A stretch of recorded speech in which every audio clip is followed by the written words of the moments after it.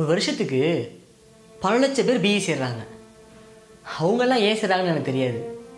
ஆனால் நான் பிடிச்சி தான் சேர்ந்தேன். 4 வருஷம் எப்படிங்கிறதுக்குள்ளே போயிடுச்சு.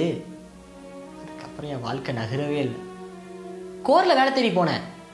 எக்ஸ்பீரியன்ஸ் இருக்கா அப்படின்னு கேட்டாங்க. இல்லை சார், ஃப்ரெஷர் அப்படின்னு சொன்னேன். சாரி தம்பி, அனுபவம் இருந்தால் தான் இங்கே வாய்ப்புன்னு சொல்லிட்டாங்க.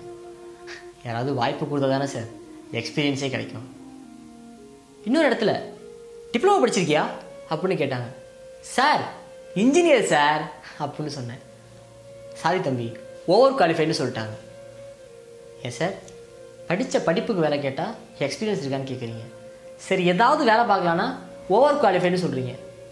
என்ன தான் சார் பண்ண சொல்கிறீங்க? இதே கேள்வியை ஒரு இன்டர்வியூவில் கேட்டேன். மிஸ்டர் அன்பு, ஒரு ஆட்டிடியூடை சேஞ்ச் பண்ணிக்கோ, இப்படிலாம் இருந்தேன்னா பிழைக்கிறதே கஷ்டம். சார், ட்ரெயினில் போகும்போது மாதம் 18,000 சம்பளம், 20,000 சம்பளம், பிஇ படித்தவங்க தேவைன்னு போஸ்ட் ஓட்டியிருப்பாங்க. என்னடான்னு போய் பார்த்தா மிக்சி கிரைண்டர் விற்க சொல்கிறாங்க.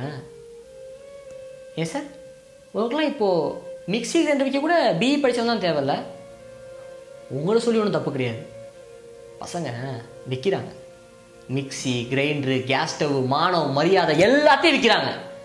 இன்ஜினியர்ஸ் காசுக்காக எல்லாத்தையும் விற்கிறாங்க. தம்பி, உனக்கு வேலை கிடைச்சிச்சுப்பா. தூரத்தில் அப்பாவோட சத்தம். என்னன்னு வாங்கி பார்த்தா 6 மாதத்துக்கு 5,000 ரூபா சம்பளம், பெர்மனண்ட்டான 20,000 ரூபா சம்பளம். நம்ம பட்ட எல்லா கஷ்டத்துக்கும் பலன் கிடச்சிருச்சு. 6 மாதம் கஷ்டப்பட்டு ஹார்ட் ஒர்க் பண்ணி எல்லா பேப்பரையும் கிளியர் பண்ணிட்டேன். ஹெச்ஆரும் கூப்பிட்டாங்க. அவங்க, சாரி தம்பி, உனக்கு தகுதி இல்லை, you are not qualified for this ஜாப்னு சொல்லி வெளில போக சொல்லிட்டாங்க. எனக்கு தெரியும் அவங்க என்னை ஏமாற்றிட்டாங்கன்னு. சார், நீங்கள் என்னை ஏமாற்றிட்டீங்கன்னா நான் உன்னை ஏமாற்றிட்டேன், என்கிட்ட ஏமாந்துட்டேன் அப்படின்னு உண்மையை சொல்லுங்கள் சார். அதை விட்டுட்டு எனக்கு திறமை இல்லை, தகுதி இல்லை அப்படின்னு சொல்லி நான் ஏன் மேலே வச்சுக்க நம்பிக்கை கெடுக்குன்னு நினைக்காதீங்க சார். அன்பு, கோரில்னா என்ன, பிபிஓவில் ட்ரை பண்ணேன், ஐடியில் ட்ரை பண்ணேன் அப்படின்னு சொல்கிறாங்க. நான் முடியவே முடியாதுன்னு சொல்லிட்டேன். அதுக்கு அவங்க என்னை பார்த்து பொழைக்க தெரியாதவன்னு சொல்கிறாங்க. அவங்களுக்குலாம் ஒன்று தான் சொல்லணும், நான் பொழைக்க தெரியாதவன் கிடையாது, இப்படி தான் பொழைக்கணும்னு தெரிஞ்சவன். உங்களை சுற்றி எல்லாரும் ஏதோ திசையில் ஓடிட்டே இருப்பாங்க. எந்த பக்கமும் போக முடியாமல், எந்த கதவையும் திறக்க முடியாமல் 4 சவத்துக்குள்ளே உட்காந்து வெளியில் இந்த உலகம் ஓடிட்டு இருக்கிறத பார்க்குறது நரகம். நரகம். இங்கே படித்த படிப்புக்கு வேலை கிடைக்கலன்னா நீங்கள் புரிஞ்சு படிச்சிருக்க மாட்டீங்க அப்படின்னு சொல்கிறாங்க. நானா என் கோரை கஷ்டப்பட்டு படித்து விரும்பி எல்லாத்தையும் செஞ்சு என் ப்ராஜெக்டை நானே ரிசர்ச் பண்ணி பண்ணேன். எனக்கே வேலை கிடைக்கல அப்படின்னா நீ முயற்சி பண்ணியிருக்க மாட்ட அப்படின்னு சொல்கிறாங்க. சென்னையில் நடக்கிற 5,000 இன்டர்வியூவில் 3,000 இன்டர்வியூவில் மூச்சை பிடிச்சி முண்டி அடித்து கலந்துக்கிறேன். எனக்கே ஏன் வேலை கிடைக்கல?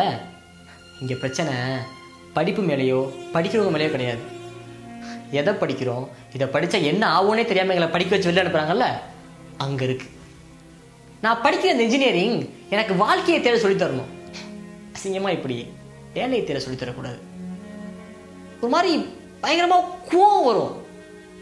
என் கோவம் பல பேருக்கு சிரிப்பாக கேட்டுச்சு. என் வலி பல பேரை சிரிக்க வச்சுச்சு. அன்பு, அப்படி ஆயிடு, இந்த எக்ஸாம் கிளியர் பண்ண, என் ஃப்ரெண்டு ஒருத்தர் இருக்கான், ரெஃபர் பண்ணட்டுமா? எல்லாரும் உங்களுக்கு பிடிச்சதை சொன்னாங்க. வருத்தப்பட்டேன், அழுதேன், யோசித்தேன், சிரித்தேன், ஆயிட்டேன். எல்லார் மாதிரியும் அவங்க ஆசைப்பட்ட வேலைக்கே சேர்ந்துட்டேன். பிபிஓட பிளேஸ் ஆகிட்டேன். என் மனசுக்கு பிடிக்காத வேலையை மனசாட்சியை கொண்டுட்டு பார்க்க ஆரம்பிச்சேன்.